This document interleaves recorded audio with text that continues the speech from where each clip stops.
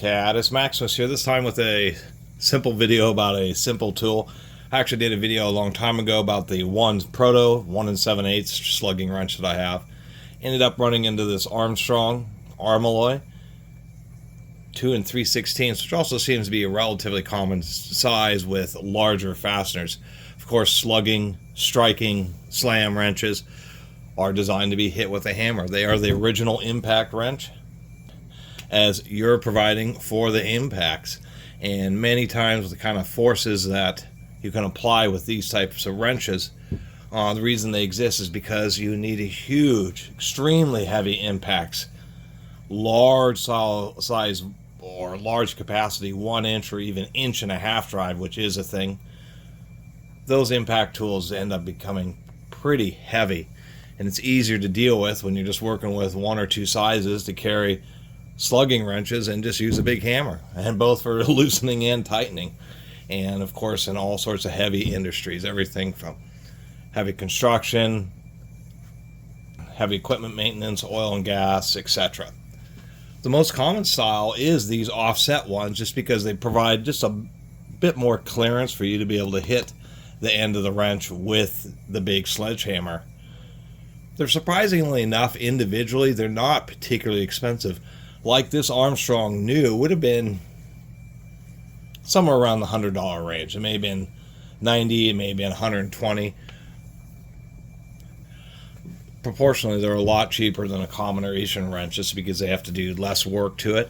Although they do have to do some special heat treating, because it is fully hardened, or I should say, during manufacturing, they do fully harden the wrench so that you get less wear on the drive end, but then they heat up and anneal this end so you don't get chipping and set up mushrooms around.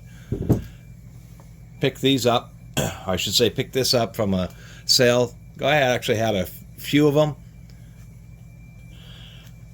including a very rare open end slugging wrench. Those are not very common because they're so likely to damage fasteners, but sometimes they're the only thing you can use.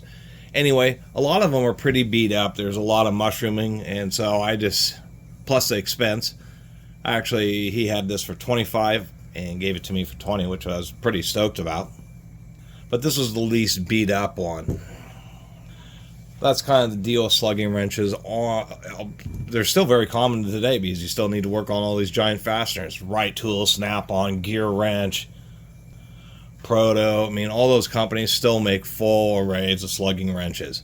The most common are just a completely straight or these offset ones, but they do have ones that are 15-degree bent, kind of like traditional combination wrenches. But once again, these offset style are the most common because they give you the kind of the best amount of clearance. But there's a lot of variations. There's ones that have short stems. There are actually ones that have long stems because you're getting an initial leverage ratio. This is a 2 3/16. It's about 12 inches from the center of here to about the middle of the striking surface. So you're already getting that additional torque, and then of course each little impact blow is being provided via you and the hammer. This Armstrong, I mean, and of course they're sized proportionately. You can get tiny little 1-inch ones that have, little tiny squares. This one's pretty big at 2 3/16, but they go up to huge, multiple inches.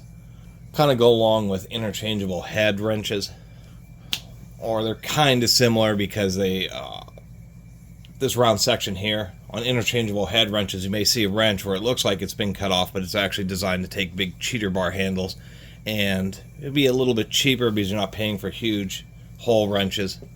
Is use a universal handle and get various heads. Those are what you might use to further unscrew the fastener once you've broken it free with a slugging wrench. Nonetheless, this 2 3/16 Armstrong, this is probably 10 pounds of steel, 5 to 10 pounds of steel. It is real significant. Just lots of extra thick box end. They make them pretty tall, so you can actually still get access to a lot of areas, but they just get as much bite onto the fastener as they can, as well as giving it extra material for extra strength. So these are the original Super Duty wrenches. Did that one about a Proto a long time ago. Once again, these don't, or maybe I didn't even finish with that earlier thought. don't show up on the open market very often because they end up being used by businesses and industries. They're not really the kind of thing that even professional mechanics would own just big arrays of. You get them in the sizes that you need for certain fasteners that you're always having to really wail on with an impact wrench, or in certain areas where you can't get a big impact wrench in there and you need the extension of a slugging wrench to be able to loosen those fasteners. So you tend not to buy arrays of them. You tend to buy sizes that you need, and since they're sizes that you need, you end up really ripping on them, and they just get all mushroomed out here. You do end up getting some wear on the drive end, of course, but that's the nature of them. They just get beat up. They last a pretty long time. You really have to pound on them for basically years to wear one out. But nonetheless, they're the kind of thing that does get used, is you don't buy unused sizes, and you get them to do work. So it's always kind of cool to find one that has just been used a little bit, just a few hammer blows here. Actually, just a few on both sides. So this one was only used a couple times, maybe even just once. So kind of nice to add a different brand from the Proto to the collection. And it's kind of nice to talk about Armstrong, a really storied American tool company, bought out by the Gear Wrench Group and then ended up getting shut down a few years ago. A real shame. Armstrong did make some really nice industrial tools. I should also mention, if you're ever working at elevation, maybe radio towers, water towers, places where it's difficult to lift and carry around a power impact wrench, whether or not it's cordless, impact wrenches for working on fasteners this size are going to be heavy no matter how you cut it, air or cordless. So those would be carried by technicians, and there are lots of special accessories. There are special clamps that go around the stem here so you can tether them so you don't have to worry about dropping them. There are actually even safety versions which have O-ring grooves cut into the drive end, so they tend to want to stick to the fastener or keep the fastener in the end of the wrench. So there's a lot of little things like that. Of course, they do make 6-point, 12-point, and the ubiquitous and pretty rare open-end slugging wrenches.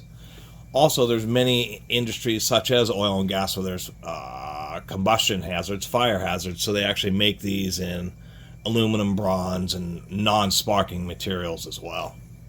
Beryllium, copper, there's a few different materials that are used for non-sparking wrenches or tools when that's a concern.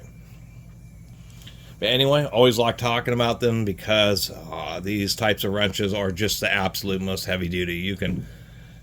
If you find a cheater bar big enough to go around one of these, you can certainly use any number of cheater bars.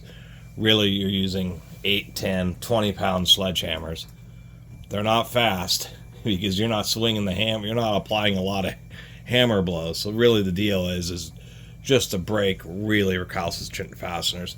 Part of the reason, and I should zoom out a little bit, that these are so effective is that swinging a sledgehammer actually gives you a huge impact because it's the big impact from the hammer hitting the stem multiplied by the leverage ratio. And even versus power impact wrenches, I'll just group them under the word power, is that when you strike with a hammer blow, the peak force, the little, if you're graphing the force, it would be just this really sharp peak. That peak when hitting with a hammer is narrower and sharper than it is even with a power tool that's applying the same amount of force per impact load. And those really sharp peaks also help move rusted and very stubborn fasteners. I mean, slugging wrenches work. If you can't get it out with one of these, quite literally, if you can't get it out with one of these, you're going to have to use a cutting torch or grinder to cut the bolt off. I mean, these work or they strip it out. But I still think they're super cool. They're definitely one of the more unique hand tools out there. And always a good conversation piece when people talk about heavy-duty hand tools. These are heavy-duty hand tools. Anyway, thanks for watching.